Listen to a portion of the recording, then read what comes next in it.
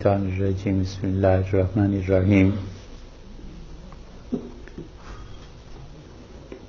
آج کے بیان میں دو نشستیں انشاءاللہ ہوں گی اور کوشش یہ ہے کہ آج ہم اس ٹرمینالوجی کو، ان باتوں کو پورا کر لیں اور انشاءاللہ کل سے شاہ ولی اللہ محدث دہلوی رحمۃ اللہ علیہ نے اور شاہ عبد القادر صاحب رحمۃ اللہ علیہ نے اپنی تفسیر میں اور اپنے ترجمے کے آغاز میں جو چیزیں ذکر کی ہیں ہم انہیں پڑھیں کہ ان بزرگوں کی رائے تفسیر کے بارے میں کیا تھی اور انہوں نے اپنی اسناد کا کیا ذکر کیا ہے کہ انہوں نے نبی کریم صلی اللہ علیہ وسلم سے لے کے اب تک کتنے واسطوں سے اس تفسیر کو اور ان چیزوں کو حاصل کیا۔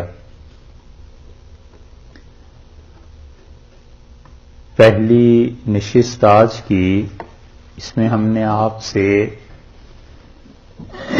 7-8 باتیں عرض کرنی ہیں۔ ان میں سے ایک بہت اہم بات جو قرآن پاک میں آئی ہے وہ قسم ہے کہ کوئی آدمی کس چیز کی قسم اٹھاتا ہے، اور اللہ تعالی نے قرآن پاک میں بار بار یہ جو کہا ہے کہ میں فلاں چیز کی قسم، ہمیں فلاں چیز کی قسم، ان قسموں کے کیا معانی ہیں۔ آپ اردو میں دیکھیے قسم اور شہادت کس بات کے لیے استعمال ہوتا ہے۔ اس کا مطلب یہ ہے کہ کوئی آدمی جب قسم کھاتا ہے تو وہ اس کو اپنے دعوے پر گواہ بناتا ہے۔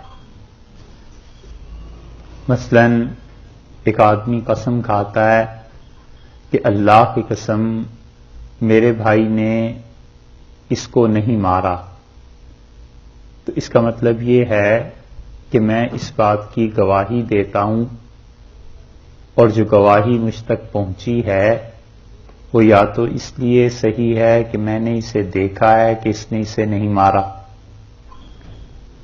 اور یا یہ کہ مجھے کسی ایسے آدمی نے بتایا ہے کہ جس کو میں سچا سمجھتا ہوں، یا بھائی نے مجھے بتایا اور یہ میرا بھائی سچا ہے۔ تو یقینی علم جب حاصل ہو جاتا ہے تو انسان اس بات پر قسم کھایا کرتا ہے۔ یقینی علم کسی ذریعے سے حاصل ہو جاتا ہے تو انسان سچی قسم کی بات کر رہے ہیں کہ اس پہ کھایا کرتا ہے، کہ وہ کہتا ہے کہ اللہ اس بات پر گواہ ہے، یعنی اللہ اس بات کو جانتا ہے۔ تو قسم اس کا تعلق ہوا علم کے ساتھ، سمجھے آپ کہ قسم کا تعلق ہوا علم کے ساتھ۔ اس لیے جو آدمی بھی قسم کھائے گا وہ در حقیقت اپنے علم کی بات کرے گا اور علم کو سامنے لائے گا۔ اسی لیے جو جھوٹی قسم ہے اس پہ اتنی شدید وعید ہے کہ اسے شرک کے مساوی قرار دیا گیا ہے، کیونکہ انسان اس میں جو چیز جھوٹ ہے اس کو بیان کرتا ہے اور جھوٹ پہ اللہ کو گواہ بناتا ہے، تو یقینی اور قطعی علم جب حاصل ہوتا ہے تب جا کر کہیں انسان یہ کہہ سکتا ہے کہ میں اس بات پر قسم اٹھاتا ہوں، یعنی اس بات کی گواہی دیتا ہوں۔ تو جب قسم کا تعلق علم سے ہوا تو اس کا مطلب یہ ہے کہ جس چیز کی قسم کھائی جا رہی ہے اس کے متعلق انسان کا یہ گمان، یہ خیال اور یقین ہوتا ہے کہ اسے ان حالات کی خبر ہے، تو وہ قسم اللہ کی کھاتا ہے کہ اللہ کو ان حالات کا علم ہے اور اللہ اس بات پر گواہ ہے۔ اور اسی وجہ سے فقہا نے لکھا ہے کہ جھوٹی قسم اللہ کو جھوٹ پر گواہ بنانا کفر ہے۔ اللہ کو جھوٹ پر گواہ بنانا یہ کفر ہے، کیونکہ انسان جھوٹ پر کہتا ہے کہ خدا گواہ ہے، تو خدا کیوں جھوٹی بات کی گواہی دے گا؟ یہ تو اللہ کے ساتھ مذاق کرنا ہے نا۔ تو اس لیے یہ کفر ہے. اور اسی لیے آپ یہ دیکھیے کہ عوام میں کبھی کبھی جو قسمیں کھاتے ہیں وہ کہتے ہیں کہ تم قسم کھاؤ فلاں بزرگ کی قبر پہ جا کے. یہ بہت جگہ جاہلوں میں ہوتا ہے، اور اس کا مطلب یہ ہے کہ وہ یہ عقیدہ اپنے اندر رکھتا ہے کہ شیخ کی قبر، ان کا مزار، اگر وہاں پر چل کے کوئی آدمی جھوٹ بولے گا تو شیخ کو علم ہے اور شیخ جو ہیں وہ اس کو خراب کر دیں گے، برباد ہو جائے گا، تباہ ہو جائے گا. یہ دونوں چیزیں اللہ کے ساتھ مخصوص ہیں، کسی اور کے ساتھ نہیں ہیں. اگر کوئی آدمی کسی بھی بزرگ کے نام کی قسم کھائے، اور حتیٰ کہ نبی کریم صلی اللہ علیہ وسلم کے اسم گرامی کی قسم کھائے اس عقیدے کے ساتھ کہ انہیں یہاں کی ہر چیز کی اطلاع ہے اور نفع اور نقصان ان کے اختیار اور قبضے میں ہے، تو یہ بھی شرک ہے. آپ یہاں بیٹھ کے پڑھ رہے ہیں اور آپ سے کل کوئی پوچھے کہ تم نے عشاء کے بعد پڑھا تھا، تو آپ کہتے ہیں پڑھا تھا.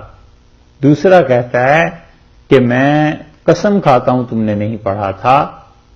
تو وہ کس بنیاد پر قسم کھا رہا ہے؟ علم کی بنیاد پر یا جھوٹ کی بنیاد پر؟ تو جھوٹ بول رہا ہے تو اللہ کا نام استعمال کرنے کی وجہ سے کفر ہوا.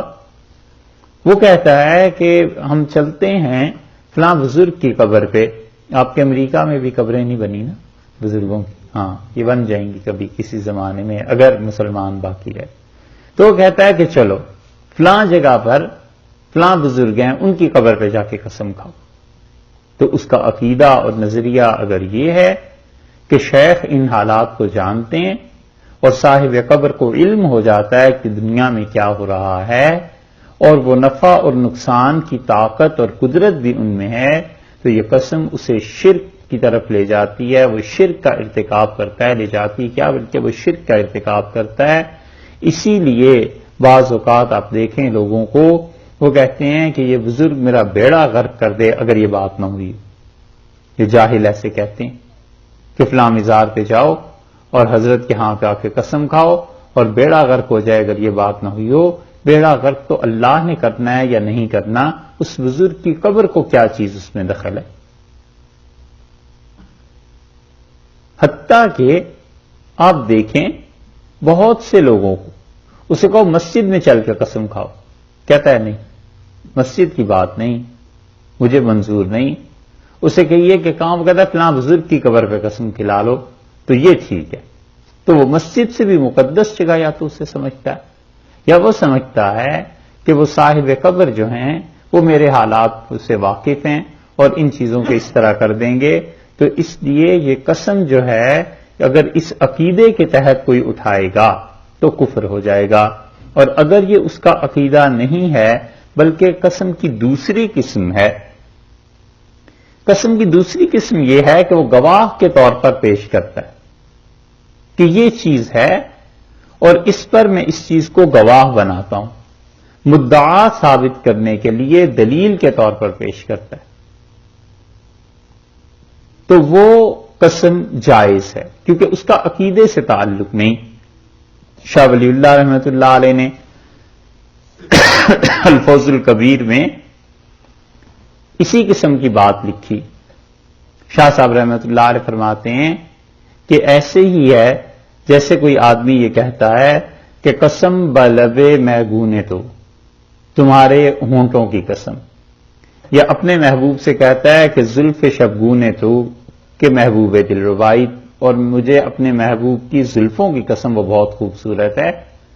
تو یہ ہونٹوں اور بالوں اور ان چیزوں کا ذکر کیوں کر رہا ہے؟ اصل میں وہ ان چیزوں کو دلیل بناتا ہے، گواہ بناتا ہے کہ یہ چیزیں گواہ ہیں کہ میرا محبوب بہت خوبصورت. شاہ ولی اللہ رحمۃ اللہ علیہ نے حجت اللہ اس میں الفوز الکبیر میں دوسری یہ جو قسم لکھی ہے قسم کی، یہ بالکل درست ہے، اس لیے کہ انسان گواہ کے طور پر لاتا ہے. کوئی کہے رات ہو گئی، دوسرا کہتا ہے ہاں اندھیرا ہو گیا، تو بات اس کی درست ہے کیونکہ رات ہونے کی دعوے پر دلیل اس نے دی کہ اندھیرا ہو گیا، تو یہ بات درست ہے۔ شاہ صاحب رحمۃ اللہ علیہ نے اس کو دوسری قسم کی قسم شمار کیا ہے، اور قرآن پاک میں بھی ہے، اللہ نے فرمایا والعصر، اور زمانے کی قسم، یعنی زمانہ اس بات پر گواہ ہے کہ ان الانسان لفی خسر، کہ انسان خسارے میں، ٹوٹے میں، نقصان میں، گھاٹے میں ہے۔ تو اللہ تعالی نے ایک چیز کو گواہ بنایا۔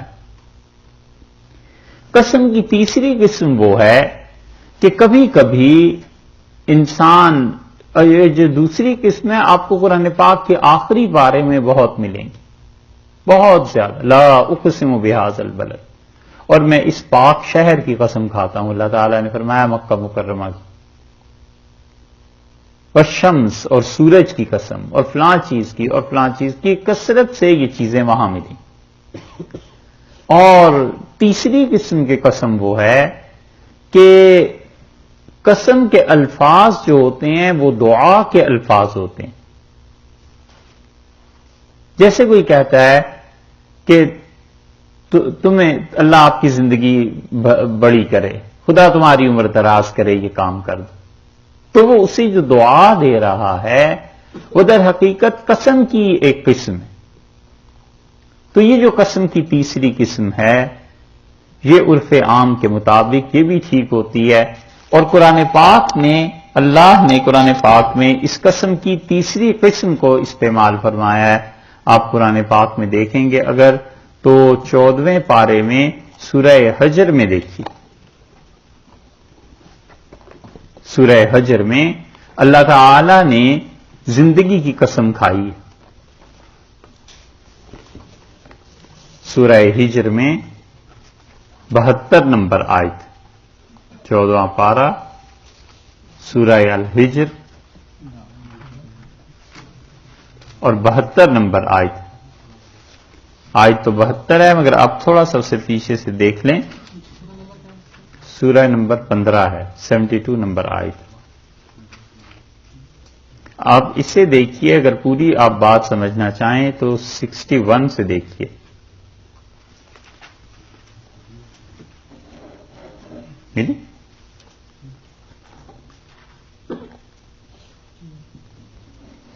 فلما جاء آل لوط المرسلون، اور جب آئے حضرت لوط علیہ الصلوۃ والسلام کے پاس وہ جنہیں بھیجا گیا تھا، مرسلون فرشتے، 14واں پارہ 15 نمبر سورۃ ہجر ہے، آیت نمبر 61۔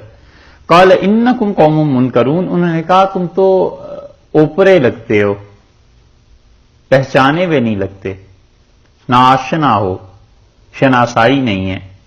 قالوا بل جئناک بما كانوا فیہ یمترون، انہوں نے کہا ہم وہ عذاب لے کر آئے ہیں جس کے بارے میں آپ کی قوم شک کر رہی تھی۔ وآتیناک بالحق، اور ہم سچائی کے ساتھ آئے ہیں، وإنا لصادقون، اور ہم سچ کہتے ہیں کہ تمہاری قوم پہ عذاب آئے۔ فأسری بأہلک بقطع من اللیل، رات کے ایک حصے میں آپ سفر کر لیجئے اپنے گھر والوں کو لے کے، واتبع ادبارہم ولا یلتفت منکم احد، اور دیکھیے آپ ان میں سے کسی کی طرف مڑ کے پلٹ کے بھی نہ دیکھیے گا، وامضوا حیث تؤمرون، جیسے آپ کو حکم دیا جا رہا ہے آپ نکل جائیے اس بستی سے۔ وقضینا، اور ہم نے فیصلہ کر لیا ان کی طرف وحی کی، الیہ، حضرت لوط علیہ السلام کی طرف، ذالک الامر، اس کام کی، اپنے اس فیصلے کی کہ ان دابر ہؤلاء مقطوع مصبحین، کہ جو آپ کی قوم ہے نا صبح ہوتے ہوتے ان کی جڑ کاٹ دی جائے گی، ان پر عذاب آ جائے گا۔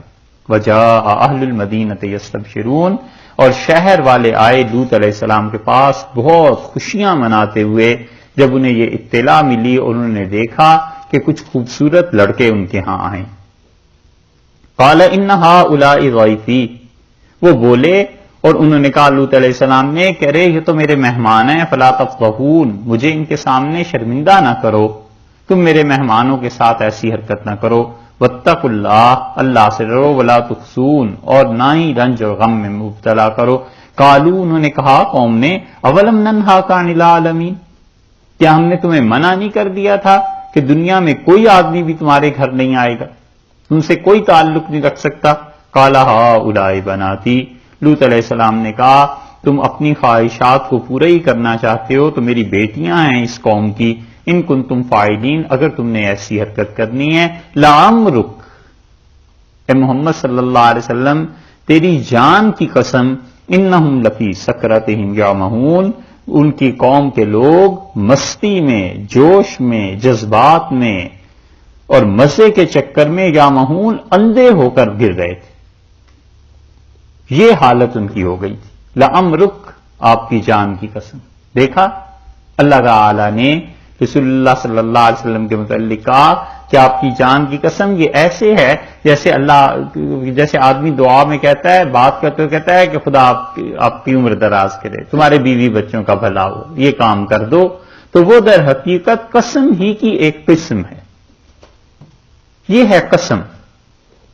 اور چوتھی قسم کبھی کبھی بد دعا کے معنی میں بھی استعمال ہوتی ہے، یہ دعا تھی یہاں اور بد دعا کے معنی میں بھی استعمال ہوتی ہے قسم۔ عربوں کے ہاں حضرت حسان ابن ثابت رضی اللہ عنہ کا ایک شعر ان کے دیوان میں آیا ہے، اور ان کے متعلق حدیث میں آیا ہے کہ انہوں نے دعا کی اور انہوں نے بد دعا کے جملے کہے جب وہ آئے ہیں 7 ہجری میں حدیبیہ میں۔ 6 میں معاہدہ ہو گیا تھا رسول اللہ صلی اللہ علیہ وسلم کے ساتھ، اور 7 ہجری میں جب یہ عمرہ کرنے آئے ہیں، 6 میں تو روک دیے گئے تھے کہ آپ لوگ عمرہ نہیں کر سکتے، واپس چلے جائیے۔ 7 میں جب عمرے کی قضا کے لیے آئے ہیں تو حسان رضی اللہ عنہ نے کہا کہ ثقلت بنیتی ان لم تروها، میری بیٹیاں، مجھے اپنی بیٹیوں کا دکھ دیکھنا نصیب ہو، کیونکہ بیٹی کا دکھ زیادہ ہوتا ہے، بیٹے کا تو کچھ نہیں، طلاق ہو گئی، دوسری شادی کر لی، چلو کیا ایسی بات ہوئی، لیکن لڑکی کو طلاق ہو جائے اور وہ گھر آ جائے تو ماں باپ کے لیے بڑا مسئلہ ہو جاتا ہے۔ تو انہوں نے کہا مجھے اپنی بیٹیوں کا دکھ نصیب ہو، یعنی خدا کرے میں اپنی بیٹیوں کا دکھ دیکھوں، اگر ایسے نہ ہو، کیا نہ ہو، ان لم تروها، اگر تم ان گھوڑوں کو نہ دیکھو، تو تصیر النقع من طرفی کدائی، یہ جو گھوڑے ہیں یہ اسکدا پہاڑ کے دونوں طرف سے مکہ میں ایک دن داخل نہ ہوئے ہمارے، تو پھر خدا کرے مجھے بیٹیوں کا دکھ ملے۔ یعنی آج مکہ والو جو تمہیں اتنا زوم اور اتنا گھمنڈ ہے کہ تم نے رسول اللہ صلی اللہ علیہ وسلم کو روک دیا ہے اور عمرہ کرنے نہیں دیا اور اگلے برس میں وہ تشریف لائے ہیں، تو حضرت حسان رضی اللہ عنہ نے کہا کہ اگر ایک دن آئے گا یہ قدا پہاڑ جو ہے نا مکہ کا، اس کے دونوں طرف سے گھوڑے اگر مکہ مکرمہ میں داخل نہ ہوں تو تم دیکھنا ایسے ہوگا، اور اگر نہ ہو تو خدا کرے میری بیٹیوں کا دکھ مجھے ملے۔ یہ حسان رضی اللہ عنہ نے جو قسم کھائی ہے نا، رسول اللہ صلی اللہ علیہ وسلم کو اس کا خیال رہا۔ یہ قسم اصل میں در حقیقت وہی ہے جو چیز پہلے دعا اور بد دعا کے معنی میں کہ قسم ایسے بھی کھائی جاتی، اور رسول اللہ صلی اللہ علیہ وسلم کو اتنا خیال اس چیز کا تھا کہ جب مکہ فتح ہوا ہے تو قدا پہاڑی کے پیچھے جب مسلمان پہنچے ہیں صحابہ رضی اللہ عنہ، تو آپ نے کہا اس راستے کو چھوڑو، اس پہاڑی کے دونوں طرف سے گھوم جاؤ۔ تو لوگوں نے تعجب کا اظہار کیا کہ آپ کیوں یہ کیسے فرما رہے ہیں؟ تو آپ نے فرمایا میں چاہتا ہوں میرے حسان کی قسم پوری ہو جائے، یعنی جو کچھ اس نے کہا ہے وہ چیز پوری ہو جائے۔ تو قدا پہاڑ کے دونوں طرف سے یہ بیت اللہ میں داخل ہوئے۔ یہ بھی ایک چیز ہے قرآن پاک میں بار بار آپ کو جو قسمیں ملتی ہیں نا کہ قسم اس چیز کی اور قسم اس چیز کی، یہ جب آپ پڑھیں گے باقی تفسیر تو آپ کو اس جگہ پر کام آئے گی۔ ایک اور بات جو آپ سے عرض کرنی ہے وہ یہ ہے کہ قرآن پاک کی آیات ایسی ہیں کہ ان میں بظاہر تعارض معلوم ہوتا ہے کہ ایک آیت دوسری آیت کے خلاف جاتی۔ اصل اس مسئلے کی یہ ہے کہ آپ دیکھیے سورہ نساء میں 5ویں پارے میں سورہ نساء ہے، اس میں دیکھیے اصل یہاں سے بات شروع ہوتی ہے، آیت نمبر 82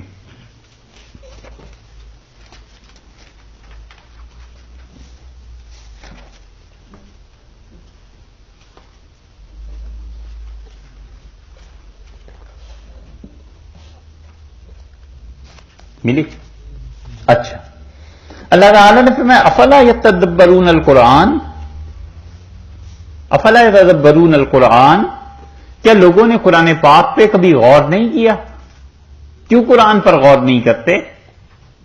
وَلَوْ كَانَ مِنْ عِنْدِ غَيْرِ اللَّهِ، اگر اللہ کے علاوہ کسی اور نے اس کتاب کو نازل کیا ہوتا، لَوَجَدُوا فِيهِ اخْتِلَافًا كَثِيرًا، تو وہ اس قرآن میں کثرت سے اختلاف پاتے. ایک آیت کچھ کہتی، دوسری آیت کچھ کہتی. اس میں آیت میں دو باتیں ہو گئیں. ایک تو اللہ نے اس بات کا شکوہ کیا کہ لوگ کیوں نہیں قرآن پر غور کرتے. یہ قرآن ایسی مظلوم کتاب ہے کہ دوسری امتیں نے تو کیا غور کرنا تھا، اس کی امت بھی غور نہیں کرتی. بڑے بڑے لوگ عبادت گزار لمبی نفلیں پڑھیں گے، کیا کیا مسئلے بتاتے ہیں، کیا کیا چیزیں، دین کی نشر و اشاعت، حتیٰ کہ پورا امریکہ مسلمان ہو جائے اور برطانیہ میں خلافت قائم ہو جائے. ساری چیزیں ان کی امنگیں دیکھو اور اس سے کبھی پوچھو کہ بھائی قرآن کبھی پڑھا ہے ترجمے سے؟ اس نے پورا قرآن پاک بھی ترجمے سے نہیں پڑھا ہوتا. اور اس سے کہو کہ اگر سومناتھ کا مندر دوبارہ بنا کر گرانا پڑ جائے تو اس کے لیے بھی تیار ہے کہ محمود غزنوی سے بھی 4 ہاتھ آگے نکل جائے. جو لوگ کہتے ہیں مگر قرآن اسے نہیں پڑھ کے دینا. ساری زندگی بال ابھی چہرے پہ آئے نہیں ہوتے اور سفید داڑھی لے کے مر جاتے ہیں مگر قرآن نہیں پڑھتے بالکل. اور زیادہ سے زیادہ احسان کریں گے علیاذ باللہ بہت زیادہ خدا پر تو تلاوت اس کی کر لیں گے، سمجھتے ہیں ہی نہیں کہ اللہ نے قرآن میں کیا کہا. اللہ نے فرمایا فلا یتدبرون القرآن. کیا ہو گیا ہے؟ کیوں نہیں لوگ غور کرتے قرآن پہ؟ وَلَوْ كَانَ مِنْ عِنْدِ غَيْرِ اللَّهِ، اور اگر اللہ کے علاوہ کسی اور کی طرف سے یہ کتاب نازل ہوئی ہوتی لَوَجَدُوا فِيهِ اخْتِلَافًا كَثِيرًا، تو اس میں بہت زیادہ اختلاف پاتے. کوئی کتاب ان لوگوں کا، ان مریضوں کا شیخ لکھ دے، اس کو ایک ایک لفظ سطروں کی سطریں یاد ہوں گی، قرآن نہیں پڑھیں گے. حتیٰ کہ محلے کے مولوی صاحب لکھ دیں تو اگر عقیدت محبت ہوگی تو اس کتاب کو پڑھتے رہیں گے، قرآن نہیں پڑھنا. شوہر لکھ دے کتاب تو یہ خواتین اپنے شوہر کی کتاب تحفے میں دیتی پھریں گی کہ ہمارے میاں نے ایسی اچھی کتاب لکھی، ڈاکٹریٹ کی ڈگری ہے، یہ ہے. اور ان عورتوں سے پوچھو کہ قرآن وہ نہیں سمجھ کے پڑھنا کہ اللہ نے کیا کہا ہے. یہ اس کتاب کے ساتھ مسلمانوں کا رویہ ہے. اسی لیے قرآن میں آیا ہے کہ قیامت میں میرے نبی صلی اللہ علیہ وسلم مجھ سے شکایت کریں گے اور کہیں گے کہ ان ھذا قومی، اللہ میری یہ امت ہے، میں اس کی شکایت کرتا ہوں اتخذ القرآن مہجورا، انہوں نے قرآن کو بیکار چیز سمجھ کے چھوڑ دیا تھا. اللہ اپنی پناہ میں رکھے کہ ہم ان میں سے ہوں جن کی شکایت رسول اللہ صلی اللہ علیہ وسلم اللہ سے کریں. کتنا ڈر لگتا ہے، آپ دنیا کی زندگی میں سمجھیں، بچپنا آپ پہ ہم پہ سب پہ گزرا ہے نا. شرارت کے بعد ڈر نہیں لگتا تھا کہ اگر امی نے ابا کو یہ بات بتا دی تو پھر کیا ہوگا؟ آج کیسا ڈر لگتا ہے. اللہ نے فرمایا قیامت میں وہ مجھ سے شکوا کریں گے، آ کے شکایت کریں گے کہ میری اس امت نے قرآن کو چھوڑ دیا تھا. ایسی نالائق امت ہے یہ. سوچنے کی بات. اللہ نے کہا اگر قرآن اللہ کے علاوہ کسی نے نازل کیا ہوتا تو لوگوں اس میں بڑا اختلاف ہوتا. اب یہ اختلاف ہوتا، اس کا دوسرا مطلب یہ ہوا کہ قرآن میں اختلاف نہیں ہے.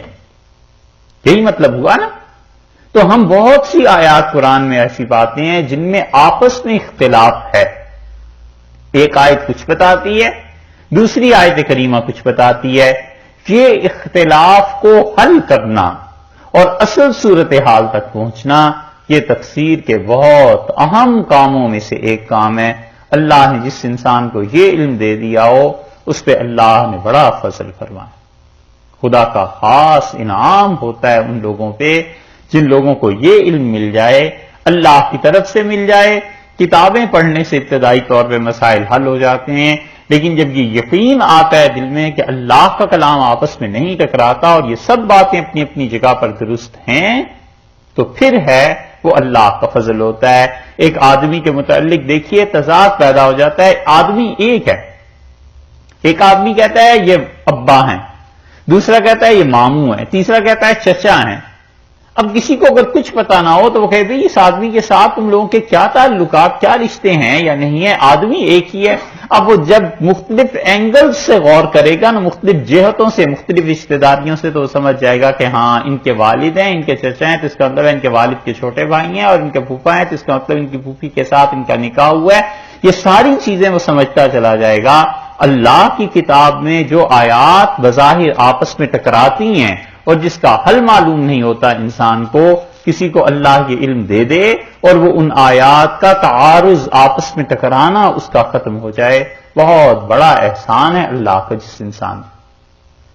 ہم اس کی ایک مثال آپ کو دیتے ہیں کہ آپ دیکھیے آیات میں آپس میں تعارض کیسے پیدا ہوتا ہے، آیات آپس میں ٹکراتی کیسے ہیں۔ سورہ بقرہ میں آپ دیکھیے، یہ آیت کریمہ اس دن بھی گزری تھی لیکن پھر چلیے اس پہ بات کر لیتے ہیں۔ سورہ بقرہ پہلا پارہ،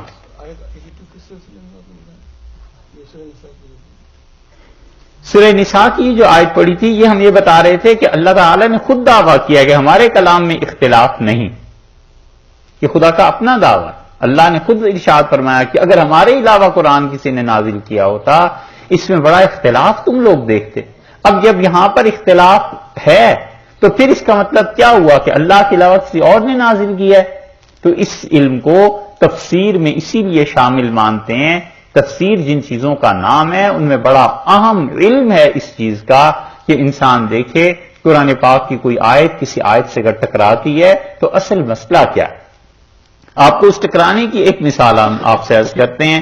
آپ دیکھیے یہاں پر سورہ بقرہ میں پہلے پارے میں آیت کریمہ ہے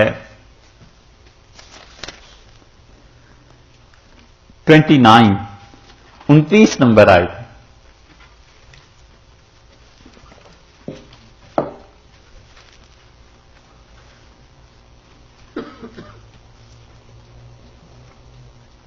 ملی؟ هو الذی خلق لکم ما فی الارض جمیعا، وہ اللہ کی ذات ہے جس نے پیدا کیا تمہارے لیے ہر اس چیز کو جو زمین میں ہے۔ پہلے چیزیں پیدا ہو گئیں، زمین تھی تو پیدا ہوئی نا، زمین پیدا ہوئی، پھر زمین پہ چیزیں رکھ دی اللہ تعالی نے، ثم استوى الی السماء، اور پھر اللہ نے آسمان کی طرف توجہ فرمائی، فسواہن سبع سماوات، اور اللہ نے 7 آسمان بنا دیے۔ ان سے معلوم ہوتا ہے یہاں سے کہ زمین پہلے بنی، پھر اس کے بعد چیزیں رکھ دی گئیں، پھر آسمان اللہ تعالی نے بنائے، یہی معلوم ہوتا ہے۔ ٹھیک ہے، دیکھو دوسری جگہ کیسے اس سے اختلاف پیدا ہوتا ہے۔ آپ 30ویں پارے پہ آ جائیے اور 30ویں پارے کی دوسری صورت آیت نمبر 27 ہے، سورہ نازعات 79، سورہ نمبر 79 ہے، ہاں جی، اور پارہ 30 اور آیت نمبر ہے 27۔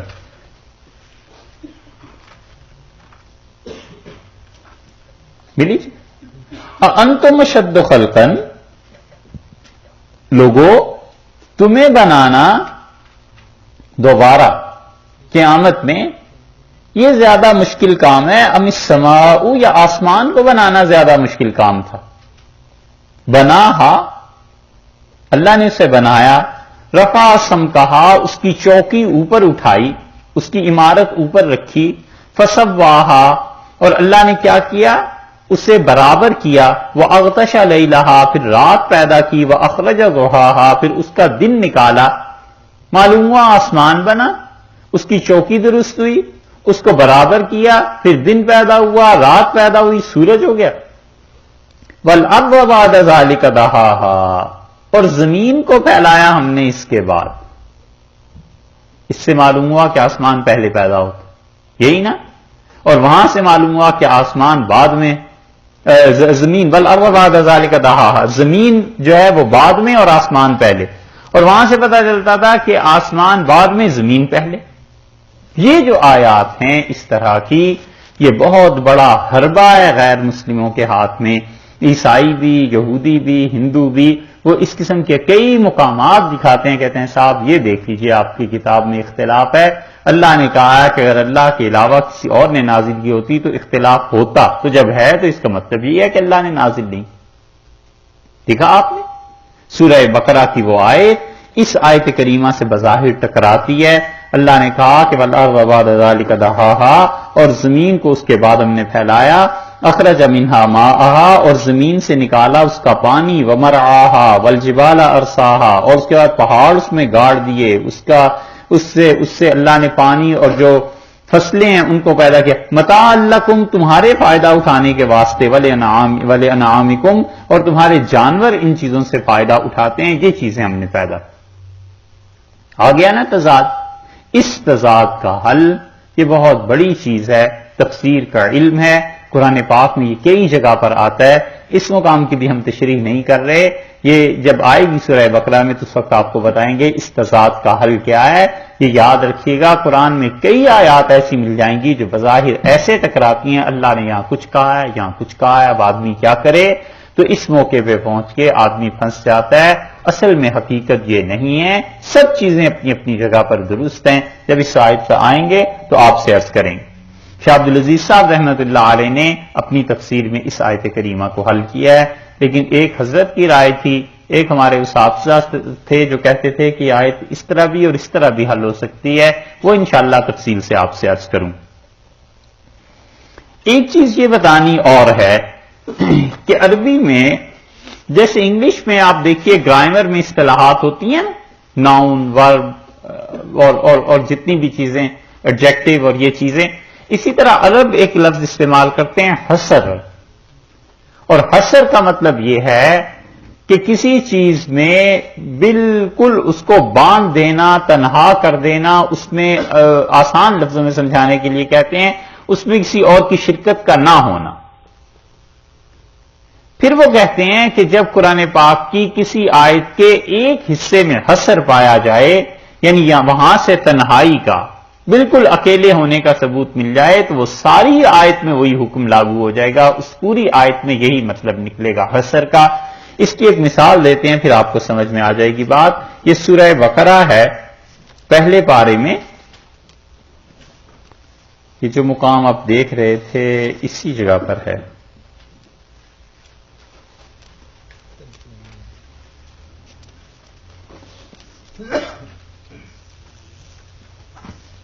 یا ایھا الناس اعبدوا ربکم، آیت نمبر 21 ہے، ملی جی، سورہ بقرہ پہلا پارہ آیت نمبر 21 21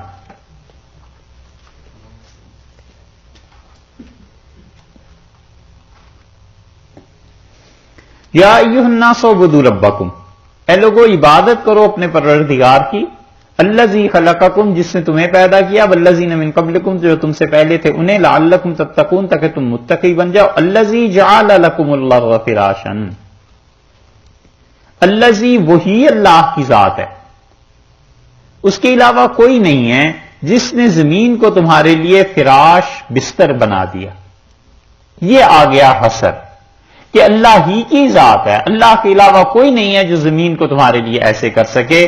والسماء بناء، اور آسمان کو چھت بنا دیا، تو یہاں بھی وہی معنی آ جائیں گے کہ اللہ ہی کی ذات ہے جس نے آسمان کو چھت بنا دیا، اللہ کے علاوہ کوئی نہیں ہے جو آسمان کو چھت بنا سکے۔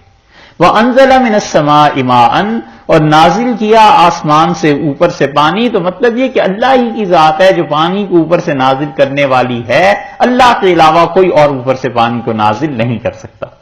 فَأَخْرَجَ بِهِ مِنَ الثَّمَرَاتِ، اور اس پانی کے ذریعے اللہ نے کیا کیا، پھل تمہارے لیے پیدا کیے۔ تو اس کا مطلب بھی وہی ہو گیا، حصر کا قانون جب ایک جگہ آ گیا تو پوری آیت کا ترجمہ ایسے ہی ہو جائے گا کہ اللہ ہی کی ذات ہے جس نے پھلوں کو زمین سے نکالا، پانی سے ان کو غذائیت دی تمہارے کھانے کے واسطے، اللہ کے علاوہ کوئی نہیں سے کر سکتا۔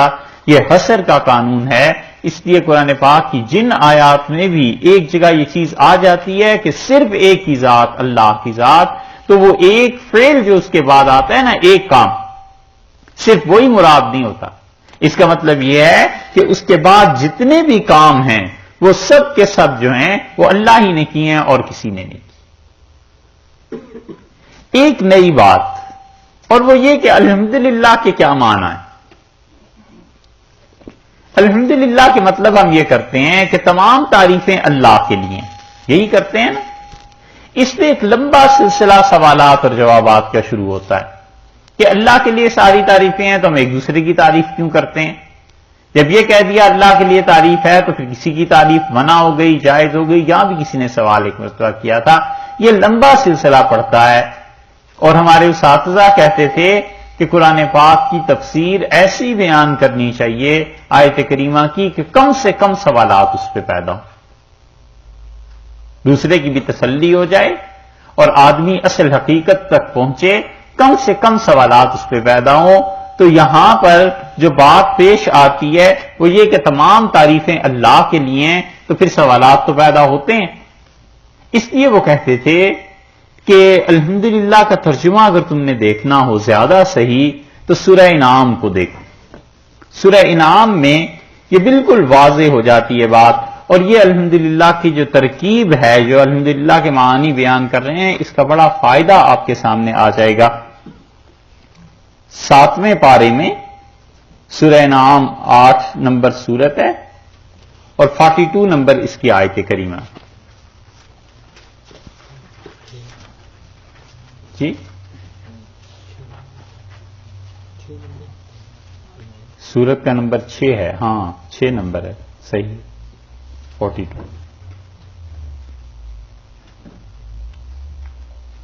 ملی. 7واں پارہ سورہ انعام 6 نمبر سورت ہے اور آیت نمبر 42.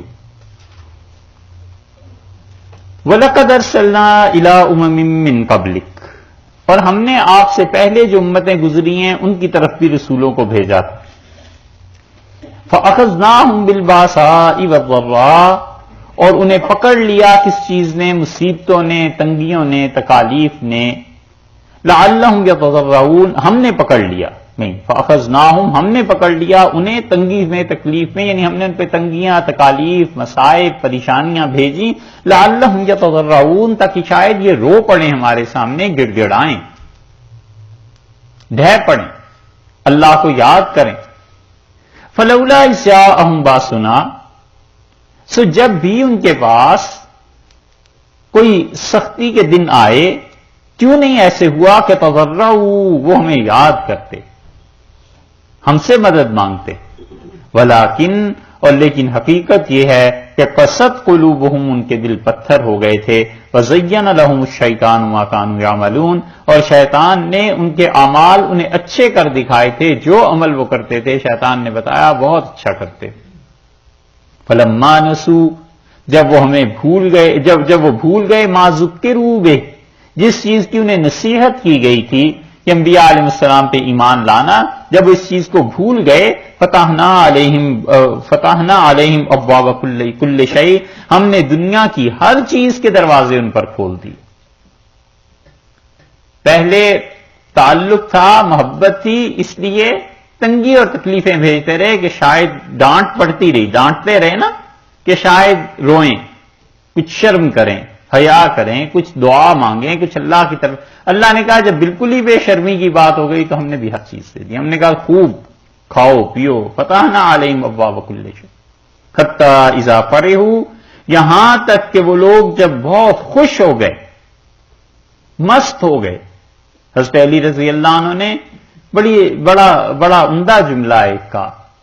انہوں نے کہا کہ من وسع علیہ دنیا ہو، جس آدمی کی دنیا اچھی ہونے لگے، ولم یعلم انہ قد مکر بہ، اور اسے یہ سمجھنا آئے کہ یہ بھی ایک آزمائش ہی ہے، فہو مخدوع عن عقلہ، تو وہ بہت ہی بے وقوف آدمی. تو جب دنیا کھلنے لگے تو سوچے آدمی کہ یہ کس چیز کا نتیجہ ہے، اس کا کہ اللہ کا انعام ہے، یا یہ کہ پہلے تو کچھ پھر فکر چنتا ہوتی تھی تو خدا کو یاد کر لیتے تھے، اب بالکل ہی خدا بھول گیا ہے. کہیں ایسے تو نہیں ہے کہ اللہ کی طرف سے ایک اور آزمائش چل پڑی. حتی اذا فرحوا، یہاں تک کہ وہ خوب خوش ہو گئے، بما اوتوا، جو کچھ ان کے پاس تھا. اخذناہم بغتۃ، ہم نے اچانک انہیں پکڑ لیا. فاذا هم مبلسون، اور اس کے بعد کیا ہوا انہیں؟ وہ لوگ نا امید رہ گئے. فقطع دابر القوم الذین ظلموا، اس ظالم قوم کی جڑ کاٹ دی. والحمدللہ رب العالمین، اور تمام تعریفیں اللہ کے لیے جو پالنے والا ہے تمام جہانوں کا. دیکھا آپ نے، اس کا مطلب یہ ہے کہ ایک تو تعریف ہوتی ہے وہ جو اسباب کے درمیان ہے، اور ایک تعریف ان کاموں پہ ہوتی ہے جو کام اسباب سے اوپر کے درجے پہ ہیں. مثلا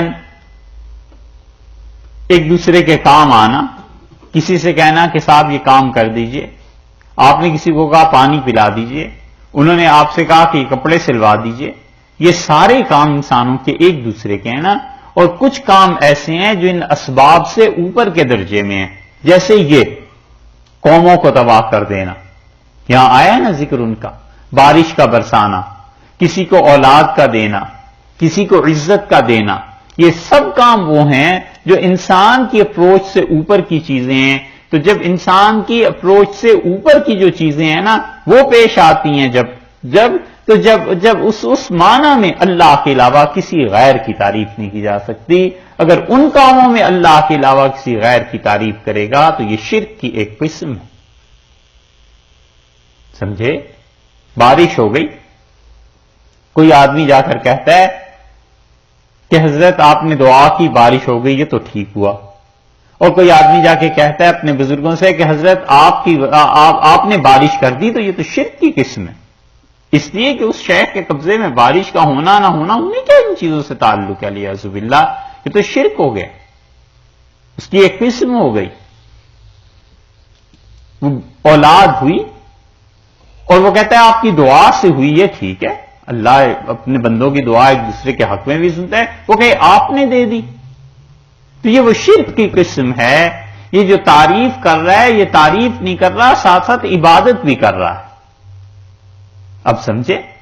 الحمدللہ جو ہے کہ اللہ کے لیے تعریفیں دونوں ترجمے اسی لیے کیے گئے ہیں کہ وہ کام انسان کے اختیار میں نہیں ہیں، جب وہ کام واقع ہو جاتے ہیں تو ان میں اللہ ہی کی تعریف کرنی ہے، کسی اور کی نہیں کرنی. تو اللہ نے پہلی سورت کے پہلے جملے میں ہی اپنی توحید سکھائی کہ میری تعریف کرنی ہے ان تمام کاموں میں جو کام انسانوں کے بس کے نہیں ہیں، صرف ہمارے بس کے ہیں. آ گئی نا خدا کی توحید. اور جو کام انسانوں کے آپس کے بس میں ہیں ان میں کوئی نہیں، آپس میں ایک دوسرے کی تعریف ہوتی ہے. اسی نقطے پر فقہا کی نگاہ پہنچی تھی اور انہوں نے کہا کہ نماز کے آخر پہ اگر کوئی آدمی ایسی دعا مانگے جو انسانوں سے بات مانگی جا سکتی ہے تو نماز ٹوٹ جائے گی. مثلا فتاوی عالمگیری میں لکھا ہے کہ نماز کے آخر پہ اس نے دعا مانگی، درود شریف پڑھنے کے بعد دعا مانگتے ہیں نا سلام سے پہلے، کوئی بھی دعا جو کتاب و سنت میں آتی ہے پڑھ سکتے ہیں، مانگ سکتے ہیں. رب اجعلنی مقیم الصلاۃ، ربنا آتنا فی الدنیا، رب انی ظلمت نفسی، جو بھی دعائیں آتی ہیں قرآن و حدیث میں وہ مانگی جا سکتی ہیں. ایک تو اصول ہو گیا. اب کوئی آدمی اپنے پاس سے دعا مانگتا ہے اور اس نے کہا کہ پروردگار مجھے جنت میں حور عنایت فرما، تو فقہا کہتے ہیں نماز نہیں ٹوٹی. اور اگر کوئی کہتا ہے کہ اے اللہ فلاں محلے میں جو فلاں خاتون رہتی ہیں اس سے رشتہ ہو جائے، تو وہ کہتے ہیں نماز ٹوٹ جائے. کیوں یہ فرق کرتے ہیں؟ اس لیے کہ حور کا ملنا اور جنت میں جانا یہ تو اللہ ہی کے قبضے میں ہے، اس پر نماز نہیں ٹوٹے گی، وہ تو اللہ سے دعا ہے. اور رشتے کا مانگنا یہ تو خود اس کا کام ہے، گھر والوں کا کام ہے، یہ انسانوں کے آپس کے تعلقات کی بات ہے، اسے خدا کے ہاں کہاں سے لا رہا ہے.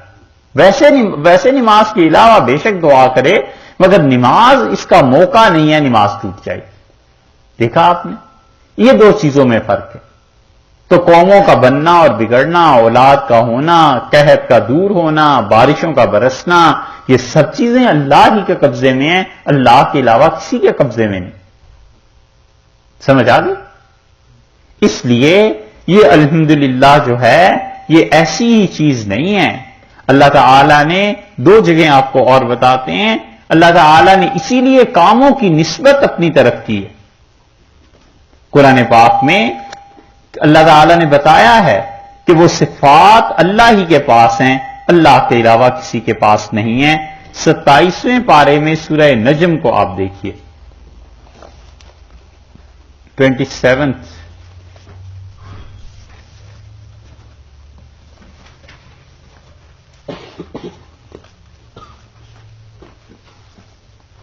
آیت نمبر دیکھیے.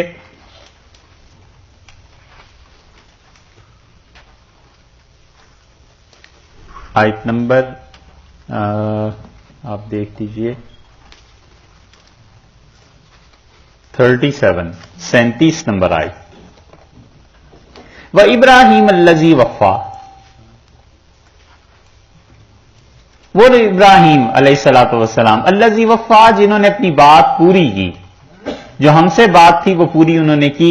اللہ تزر وازرۃ وزر اخری، کہ کوئی آدمی کسی کا بوجھ نہیں اٹھائے گا. 27واں پارہ ہے سورہ نجم، آیت نمبر اب تو 38 دیکھ لیجئے، 36 سے ہم نے شروع کیا. وہ ابراہیم الذی وفا، اور ابراہیم علیہ الصلوۃ والسلام جنہوں نے اپنے وعدے پورے کیے. اللہ تزر وازرۃ وزر اخری، کوئی آدمی دوسرے کا بوجھ نہیں اٹھائے گا. ولیس للانسان الا ما سعی، اور یہ بات ہم نے طے کر دیا ہے کہ انسان کو نہیں ملے گا مگر وہی کچھ جو اس نے محنت کی. وان سعیہ، اور انسان کی محنت سوف یری، ان قریب اس کا جائزہ لیا جائے گا، دیکھی جائے گی کہ کیا محنت کرتا رہا ہے. ثم یجزاہ الجزاء الاوفی، اور اسے پھر پورا اس کا حساب، پوری جزا اس کی دی جائے گی. جو کچھ کرتا رہا ہے پوری اس کی جزا اسے ملے گی. وَأَنَّ، اور یہ بات بھی سن لو، إِلَىٰ رَبِّكَ الْمُنتَهَىٰ، کہ تمہارے پروردگار کے پاس ہے ہر چیز کی انتہا. وَأَنَّهُ هُوَ أَضْحَكَ، اور اللہ ہی کی ذات ہے جو ہنساتی ہے لوگوں کو. وَأَبْكَىٰ، اور اسی کی ذات ہے جو رلاتی بھی. دیکھا نسبت اپنی طرف کی نا ان تمام کاموں کی، کہ اللہ ہی کی ذات ہے جو ان کاموں کو کرتی ہے. وَأَنَّهُ، اور اللہ ہی کی ذات ہے، هُوَ أَمَاتَ، جو موت دیتی ہے. وَأَحْيَا، اور اللہ ہی کی ذات ہے جو زندگی دیتی ہے، کہ کسی کے بس میں نہیں.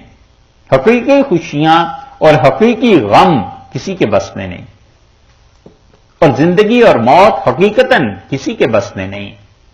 یہ تو کوئی نمرود والی بات کرتا ہو تو کرتا ہو کہ اس نے کہا میں بھی مار دیتا ہوں، میرے اختیار میں بھی ہے، لو اس کو مار دیا، وہ جو قصہ آیا ہے. وگرنہ اللہ نے کہا ہے حقیقتاً ہم ہی زندگی دیتے ہیں اور ہم ہی موت دیتے ہیں. وَأَنَّهُ خَلَقَ الزَّوْجَيْنِ، اور اللہ ہی کی ذات ہے، وہی ہے جو دو صنفوں کو، دو قسموں کو پیدا کرتا ہے. الذکر، مردوں کو، والانثى، اور عورت کو. من نطفۃ اذا تمنى، اور اس سے جو قطرہ تم ٹپکاتے ہو، یعنی جو تمہارے ازدواجی تعلقات ہوتے ہیں اس کے نتیجے میں لڑکا یا لڑکی جو پیدا ہوتی ہے، وہ اللہ ہی کی ذات ہے جو ایسے کرتی ہے. وَأَنَّ عَلَيْهِ، اور یہ بھی بات یاد رکھنا کہ اسی کے ذمہ داری ہے النشأۃ الأخرى، کہ وہ تمہیں دوبارہ قبروں سے اٹھا کر کھڑا کر دے گا. وَأَنَّهُ هُوَ أَغْنَىٰ، اور اللہ ہی کی ذات ہے جو بے نیاز کر دیتی ہے، اتنا کچھ دیتی ہے. وَأَقْنَىٰ، اور غربت بھی آ جاتی ہے. وَأَنَّهُ، اور اللہ ہی کی ذات ہے هُوَ رَبُّ الشِّعْرَىٰ، جو شعرا کا رب ہے، شعرا کا پروردگار. شعرا ایک ستارہ تھا جس کی پرستش کرتے تھے. بہت اچھی تحقیق کی ہے سید سلیمان ندوی رحمۃ اللہ علیہ نے، جدید تحقیقات کی روشنی میں حضرت نے بہت اچھی بحث یہاں کی ہے، ارض القرآن میں دیکھنی چاہیے. وَأَنَّهُ هُوَ رَبُّ الشِّعْرَىٰ، اللہ ہی کی ذات ہے جو شعرا ستارے کی مالک ہے. وَأَنَّهُ، اور اللہ ہی کی ذات ہے اہلک، جس نے ہلاک کر دیا عادًا الأولیٰ، عاد کی پہلی قوم کو. وَثَمُودَ، اور اللہ نے سمود والوں کو بھی ہلاک کیا. فما ابقا، وہ نہیں رہے. وقوم نوح من قبل، اور اس سے پہلے نوح کی قوم کو علیہ الصلوۃ والسلام جس نے ہلاک کیا وہ اللہ ہی تھا. انہم کانوا، بلا شک و شبہ وہ سب کے سب جو تھے، ہم اظلم، بہت زیادہ ظلم کرنے والے تھے. واطغا، اور بہت ہی نافرمان ہو گئے تھے. والمؤتفکۃ اہوا، اور وہ بستیاں جو پلٹ دی گئیں. فغشاہا ما غشا، انہوں نے ڈھانپ لیا خدا کے عذاب میں جو ڈھانپنے کے لیے آیا تھا. فبأي آلاء ربك تتمارى، لوگوں تم اپنے پروردگار کی کس چیز میں شک کرو گے؟ تمہیں سمجھ نہیں آتی؟ یہ سارے کام ہم ہی کرتے ہیں، کوئی نہیں کر سکتا. یہ سارے کام جب اللہ ہی کرتا ہے تو پھر اس کا مطلب یہ ہوا کہ آخر پہ پہنچ کے فرما دیا ہے کہ تم اللہ کی عبادت کرو. اس کا مطلب یہ ہوا کہ اللہ ہی کے لیے ساری تعریفیں، اللہ کے علاوہ کسی کی تعریف اس میں نہیں کی جا سکتی کہ فلاں نے بچا لیا یا یہ ہو گیا یا وہ ہو گیا. اللہ ہی کی ذات ہے جو سارے کام یہ کر رہی ہے. دیکھا آپ نے نسبت اللہ نے ان تمام کاموں کی اپنی طرف.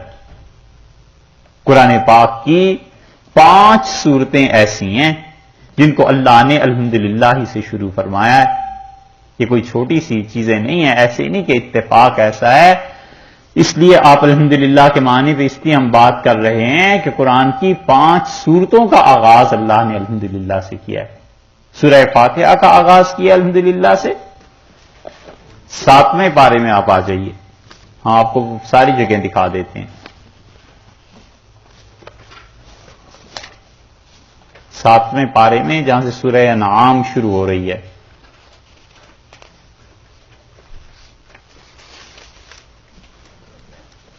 سورہ انعام کا آغاز دیکھا ہے.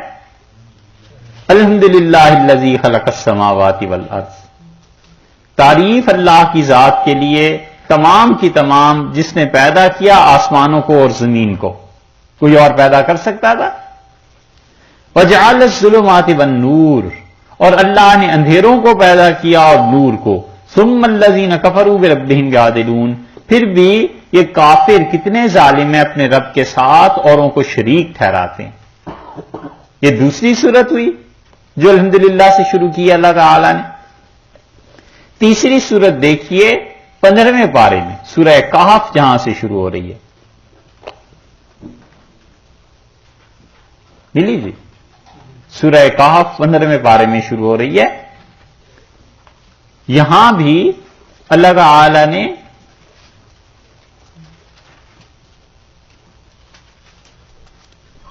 دیکھیں الحمدللہ الذی انزل علی عبدہ الکتاب. اللہ تعالی ہی کی ذات ہے. تمام تعریفیں اس کے لیے جس نے کیا کیا اپنے بندے پر کتاب کو نازل کیا. ولم یجعل لہ عوجا. اور اپنی اس کتاب میں کوئی خدا نے ٹیڑھا پن نہیں رکھا. بالکل آسان سمجھنے کے لیے اللہ نے اسے رکھا ہے. اس میں کوئی گڑبڑ نہیں ہے. قیما لینذر بأسا شدیدا من لدنہ. ایسی کتاب ہے جو ڈراتی ہے اللہ کی گرفت سے خدا کے عذاب سے ان لوگوں کو. من لدنہ اللہ کی طرف سے وہ ڈراتی ہے. وَيُبَشِّرُ الْمُؤْمِنِينَ. اور بشارت دیتی ہے ایمان والوں کو الذین یعملون الصالحات جنہوں نے نیک عمل کیے کہ ان لہم اجرا حسنا. اللہ نے ان کے لیے بہت بڑا اجر رکھا ہے. یہ تیسری صورت ہو گئی. چوتھی صورت آگے چل کے دیکھیے سورہ سبا ہے. اور سورہ سبا جو ہے وہ 22ویں پارے میں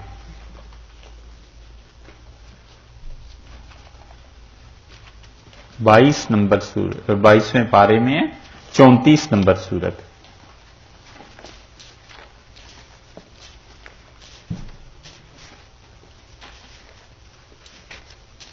سورہ احزاب کے بعد ہے.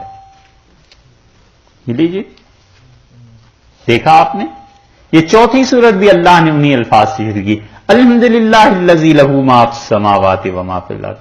تمام تعریفیں اللہ کے لیے ہیں جو ذات ایسی ہے کہ جو کچھ آسمانوں میں ہے وما فی الارض اور جو کچھ زمین میں ہے لہو اس کے لیے اسی کی ذات کے لیے وہی مالک ہے. وَلَهُ الْحَمْدُ فِي الْآخِرَةِ. اور اللہ ہی کے لیے حمد ہے اسی کی تعریف ہے آخر پہ بھی پہنچ کے جب یہ کائنات سمٹ جائے اور سارے معاملات پورے ہو جائیں. وَهُوَ الْحَكِيمُ الْخَبِيرُ. اور تمہارا پروردگار بڑی حکمت سے کام کرتا ہے بڑی خبر والا. 4 صورتیں ہو گئیں.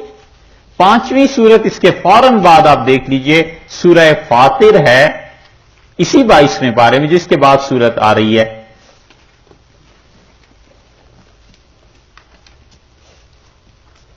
یہ 5 صورتیں ہیں.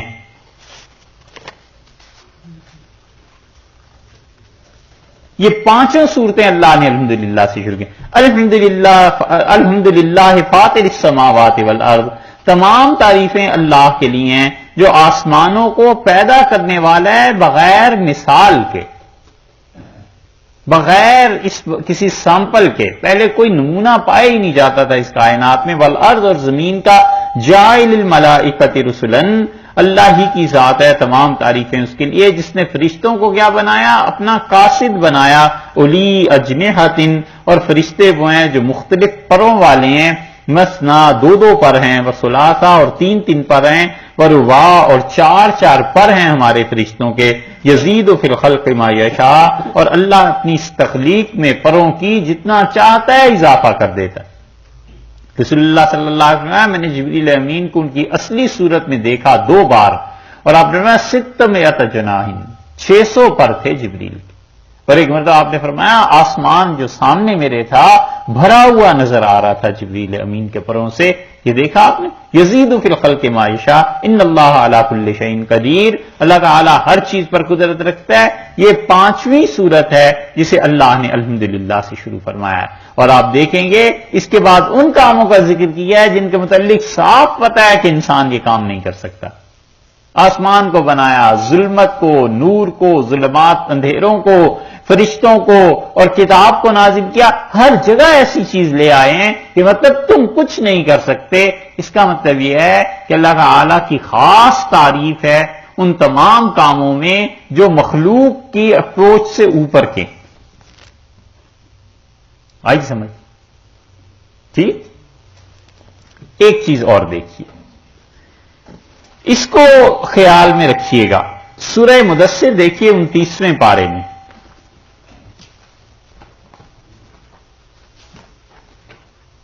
بڑی اہم بات ہے یہ۔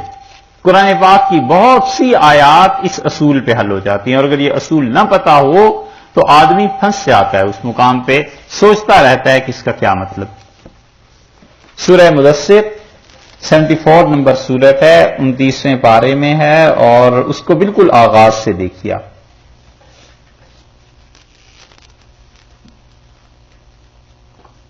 ملی؟ یا ایھا المدثر، اے وہ آدمی جو موٹی چادر، موٹا کمبل اوڑھے ہوئے ہے، قم، کھڑے ہو جائیے، فانذر، اور ڈرائیے اپنی قوم کو، وَرَبَّكَ، اور اپنے پروردگار کی، فَكَبِّرْ، بڑائی بیان کیجئے، اپنے رب کی تکبیر کہیے، وَثِيَابَكَ، اور اپنے کپڑوں کو، فَطَہِّرْ، اور پاک رکھیے، پاک کیجئے، وَالرُّجْزَ، اور گندگی، فَاہْجُرْ، اسے چھوڑ دے، اس سے دور ہٹ، وَلَا تَمْنُنْ، اور تم احسان اس لیے نہ کرو کہ تستکثر، کہ تمہیں احسان کا بدلہ زیادہ دیا جائے گا، وَلِرَبِّكَ فَاصْبِرْ، اور اپنے پروردگار کے لیے صبر کرو جو مصائب، جو تکالیف دین میں پیش ہیں۔ ان آیات کو پڑھ کے جو چیز سمجھ میں آتی ہے فوری طور پہ اس کا کیا مطلب ہے، چلیے پہلی 3 آیات تو پھر بھی کچھ کریں، وَثِيَابَكَ فَطَہِّرْ، اپنے کپڑوں کو پاک کیجیے اور گندگی سے دور رہیے، تو رسول اللہ صلی اللہ علیہ وسلم کے کپڑے گندے رہتے تھے، ناپاک رہتے تھے؟ آتا ہے سوال ذہن میں اگر آدمی پڑھے، اور اگر بالکل ہی مسلمان ہو جائے تو پڑھے گا ہی نہیں پھر تو۔ ہاں ہمارے زمانے میں یہی ہے، پچھلے 100 برس میں آپ دیکھیں، آپ کبھی تجزیہ کریں، کوئی ایم اے کا تھیسس پی ایچ ڈی کا اس پہ لکھے، تو جتنے غیر مسلموں نے مسلمانوں پر اعتراض کیے ہیں، جتنی کتابیں اسلام کے اگینسٹ لکھی گئی ہیں اسلام کے رد میں، فرانسیسی زبان سمیت مسلمانوں نے اتنے کام نہیں کیے، تو بالکل ہی پڑھنا لکھنا ختم۔ وَثِيَابَكَ فَطَہِّرْ، اور اپنے کپڑے فطاہر، اسے پاک، فطاہر اس کو فرمایا کہ پاک رکھیے۔ ہم سے ایک مرتبہ ایک فلائٹ میں جا رہے تھے، ایک انگریز نے یہ بات پوچھی، اس نے کہا یہ جو تمہاری کتاب میں ایک جگہ آیا ہے تو تمہارے نبی صلی اللہ علیہ وسلم تو پاکیزگی پسند نہیں کرتے تھے، اسی لیے مسلمان ہمارے ملک میں گندے رہتے ہیں بہت زیادہ۔ یہ بات ہے الیاذ باللہ، یہاں سے یہ سوال اٹھتا ہے نا۔ اصول کی بات آپ کو بتائیں، ایک ہوتا ہے کسی کام کا آغاز، ایجاد کرنا، ٹھیک ہے، جیسے کہتے ہیں کھانا کھاؤ، اور ایک ہوتا ہے جو کام آلریڈی ہے اسے کرتے رہو۔ جیسے آپ کہتے ہیں فون آیا، ایک مثال آپ کو دے رہے ہیں، تو دوسرا کہتا ہے آپ لگتا ہے غالباً کھانا کھا رہے، آپ کھاتے رہیے، تو کھاتے رہیے اور کھانا کھاؤ دونوں میں فرق ہو گیا نا۔ سنتے رہیے اور سنیے، سنیے کا مطلب تو یہ کہ اس فعل کی ایجاد ہو رہی ہے، شروع کر رہا ہے، اور سنتے رہیے اٹ مینس کہ کنٹینیوسلی جو چیز پہلے سے چل رہی ہے۔ اور عربی زبان میں کبھی کبھی حکم جو آتا ہے، امر کا جو صیغہ ہوتا ہے، حکم کی جو بات ہوتی ہے، تو اس کا یہ مطلب نہیں ہے کہ شروع کیجئے، بلکہ اس کا مطلب یہ ہوتا ہے کہ اس کام کو جاری رکھیے۔ یہ زبانوں کا اپنا اپنا انداز ہے، اور عربوں کے ہاں کبھی کبھی ماضی بول کر حال مراد لے لیتے ہیں، زبان میں ہوتا ہے. اور عربوں کے یہاں ایک مثال دے رہا ہوں، اسی طرح یہ بھی ہوتا ہے کہ وہ کسی کام کو کرنے کو جب کہتے ہیں کہ یہ کرو، تو اس کا مطلب یہ ہے کہ کرتے رہیے. لفظی ترجمہ تو آئے گا کرو سے ہی، لیکن کرتے رہیے کا مطلب جب ترجمہ آپ کریں گے تو اٹ مینس کہ پہلے سے بھی ایسے ہے، لہذا آئندہ بھی اس کو کرتے رہیے. یہ فرق ہے. سمجھ میں آئی بات؟ آپ کبھی غور کیجئے گا، نکاح جب پڑھاتے ہیں نا تو نکاح میں ہمیشہ بالعموم ماضی کے صیغے استعمال کرتے ہیں کہ میں نے آپ کا نکاح اتنے حق مہر کے عوض میں ان گواہوں کی موجودگی میں فلاں سے کیا. تو یہ کیا تو مطلب ماضی کا صیغہ ہو گیا نا. کہنا تو چاہیے تھا کہ کر رہا ہوں، یہ نہیں بولتے، ماضی کا صیغہ بولتے ہیں. ہوتا ہے نا ایسے، یاد کر لیجیے. ٹھیک ہے، ماضی کا صیغہ اس لیے بولتے ہیں کہ ماضی میں جو کام ہو چکا ہے وہ تو یقینی طور پر ہو چکا ہے نا، قطعی طور پر. ماضی پہ تو کوئی شک ہو ہی نہیں سکتا. مثلا اب کوئی کہے کہ 03 میں رمضان آئے ہی نہیں، تو غلط بات ہے بھائی. 03 کا رمضان ابھی گزرا ہے، ساری دنیا بھی مل کر اگر کہنے لگے کہ نہیں گزرا تو بھی جھوٹ ہے، اس لیے کہ ماضی میں گزر گئی ایک بات. تو عرب اور خود اللہ تعالی قرآن پاک میں جب کسی بات کو یقینی کرنا ہوتا ہے تو اسے ماضی کے صیغے سے تعبیر کرتے ہیں کہ یہ چیز. قیامت کے بارے میں کہا اتا امر اللہ، قیامت آ گئی، قیامت آ چکی.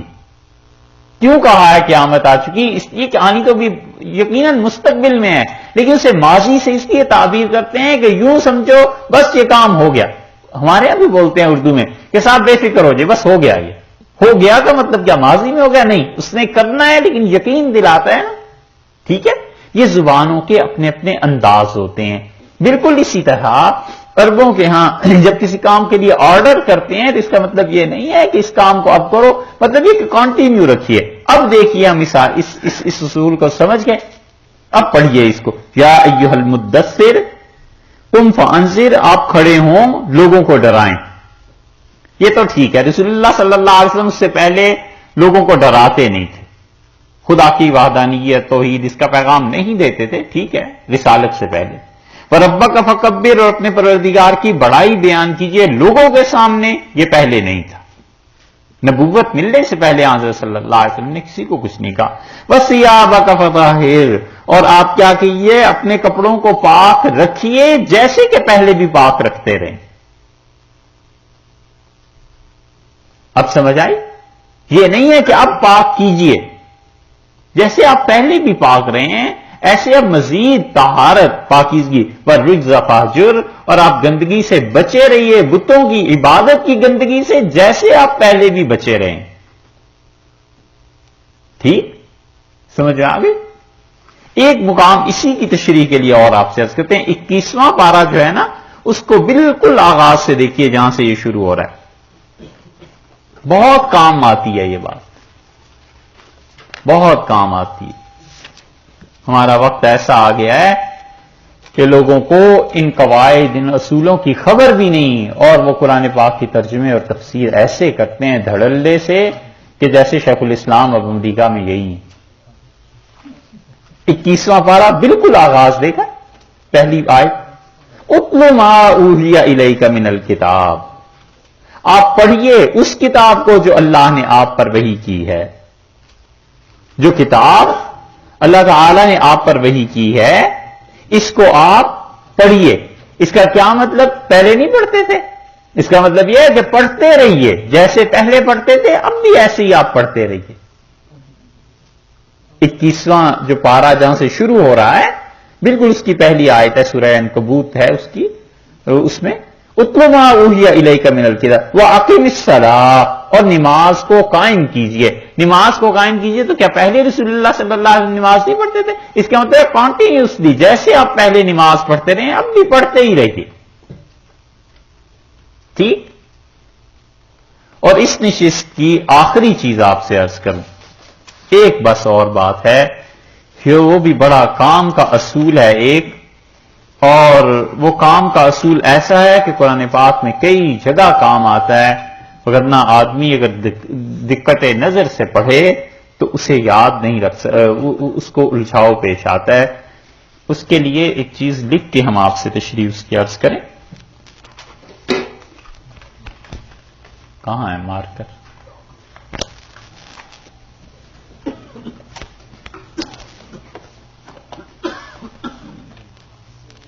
مارکر ہے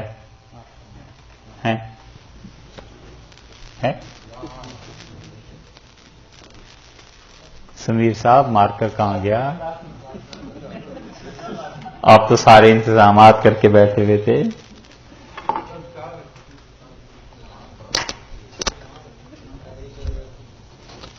دیکھیے اب یہ سپیکر لگا. ایمان مجھے روکے ہے جو کھینچے ہے مجھے کفر. آگے کیا پڑھیں؟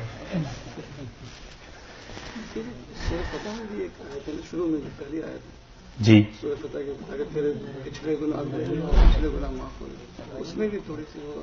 آئے گی وہ بات انشاءاللہ. دیکھو بھائی یہ اصول کی بات ہے. عربوں کا ایک شاعر یہ کہتا ہے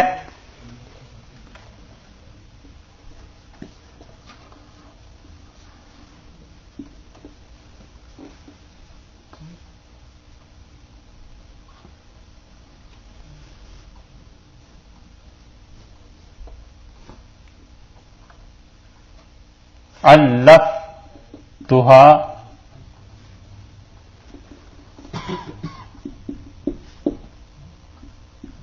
طبنن و ماء باردہ. وہ کہتا ہے الفتھا طبنن. غور سے سننا. الف تو میں نے کھلایا، ہاں اپنی اونٹنی کو، طبنن طبن چارہ، میں نے کھلایا اپنی اونٹنی کو چارہ، و ماءن اور پانی باردہ ٹھنڈا. اب کوئی اس شاعر سے پوچھے کہ چارہ کھلانا تو ٹھیک ہوا کہ الفتھا طبنن کہ میں نے اسے چارہ کھلایا، پانی کیسے کھلا دیا؟ پانی تو نہیں کھلایا جاتا، پانی تو پلایا جاتا ہے. ہاں اس کا مطلب یہ ہے کہ اس واو کے بعد یہاں کوئی چیز ہونی چاہیے تھی جس کا شاعر نے ذکر نہیں کیا. ہونی چاہیے تھی نا. الفتھا طبنن میں نے اسے کھلایا چارہ، وہ ماء باردہ اور پانی ٹھنڈا. یہ وہ چیز ہے جو یہاں پر کچھ چیز چھوڑ گیا ہے شاعر. یہ عرب کرتے تھے، اور شاعری میں ہوتا یہ ہے کہ انسان خود غور اور فکر سے کام لے تو اس جگہ کو حل کر لیتا ہے. ایک بہت مختلف وجوہ سے استعمال کیا جاتا ہے. کبھی اس لیے کہ آدمی غور کرے، اور کبھی اس لیے کہ دوسرے پہ اعتماد ہوتا ہے کہ اس بات کی کیا ہے، یہ تو سمجھ ہی جائے گا. سمجھ آئیے؟ الفتھا طبنن میں نے اسے چارہ کھلایا، اور آگے وماء باردہ اور پانی ٹھنڈا. ٹھنڈا پانی کیا ہوتا ہے؟ کھلانا یا پلانا. اس کا مطلب ہے یہاں اسے کہنا چاہیے تھا الفتھا طبنن وسقیتھا.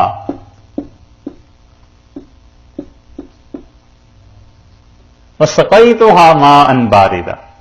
یہ لفظ یہاں آ جاتا تو یہ ٹھیک تھا کہ میں نے کھلایا اسے چارہ، اور ساقی پانی پلانے والا، پانی تو نہیں، خیر ساقی تو اور معنی میں، لیکن ساقی پلانے والا نا، اور میں نے پلایا اسے ماء باردہ ٹھنڈا پانی. اب سمجھے یہ لفظ جو چھوڑ گیا ہے یہ کسی بھی وجہ سے چھوڑا ہو، لیکن عربوں کے ہاں یہ آتا ہے شاعری میں بھی، اور ہر زبان کی شاعری میں ہوتا ہے. صرف عربوں ہی کے ہاں نہیں، ہر ایک کے ہاں ہوتا ہے ایسے. یہ سمجھ آئی؟ ٹھیک ہے. اب ہم آپ کو قرآن پاک میں بتاتے ہیں اللہ تعالیٰ نے کہاں کہاں یہ استعمال کیا ہے. اس کو ذرا سی علمی زبان میں سمجھنا ہو تو دیکھو، ایک فعل کے ساتھ اس کے معمول کا تعلق ہو گیا. فعل ایک ہے نا، کام کرنے کا، کھلانا، اور اس کے بعد کیا کھلایا؟ چارہ. ٹھیک ہے. اور دوسرا فعل جو ہے وہ جو اوپر لکھا ہے بعد میں، سقیتھا، یہ جو اوپر لکھا ہے سقیتھا، اس کو، اس دوسرے فعل کو اس نے ذکر نہیں کیا، اور یہی معمول جو دوسرا تھا ماء باردہ ٹھنڈا پانی، اس نے اس کو اس کے ساتھ کر دیا. تو یہ جو دوسرا فعل ہے یہ ہم نے اپنے پاس سے نکالا ہے، ہم نے اپنے پاس سے لکھا ہے سمجھانے کی غرض سے. ٹھیک ہے. اللہ تعالی نے قرآن پاک میں بھی اس کو بہت استعمال کیا. آپ نے پڑھا ہوگا جب قرآن اور ترجمہ پڑھا ہوگا تو آپ نے بھی سوچا ہی ہوگا اور اشکال پیدا ہی ہوا ہوگا ذہن میں کہ اللہ نے یہ کیا کہا ہے. اس سورہ انعام میں دیکھیے ہم آپ کو اس کی 2-4 مثالیں دے دیتے ہیں تاکہ آپ کو اندازہ ہو کہ قرآن پاک کیسی گہری باتیں کرتا ہے. سورہ انعام دیکھیے 7واں پارہ ہے نا، 7واں پارہ سورہ انعام میں 14 نمبر آیت دیکھیے. سورہ انعام کے گویا آغاز میں ہی ہے. ملی جی 13 نمبر، ہاں 13 ہے.